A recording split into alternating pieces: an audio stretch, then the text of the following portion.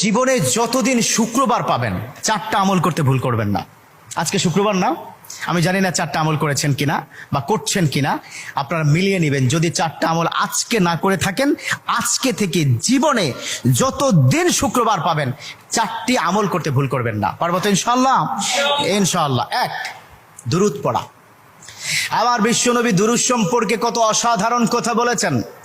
একজন সাহাবা এসে বললেন, ইলা রাসূলুল্লাহ সাল্লাল্লাহু আলাইহি ওয়াসাল্লাম, ও নবী, আমি যদি আপনার প্রতি দিনের 1/3 ধরে দুরূদ শরীফ পড়ি আমি কি নিয়ামত পাবো?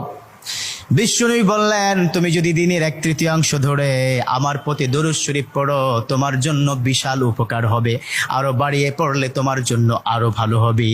সাহাবা মহা খুশি হয়ে গেলেন, ইয়া রাসূলুল্লাহ, আমি দিনের অর্ধেক সময় জুড়ে যদি আপনার প্রতি দুরূদ শরীফ পড়ি তাহলে কি হবে?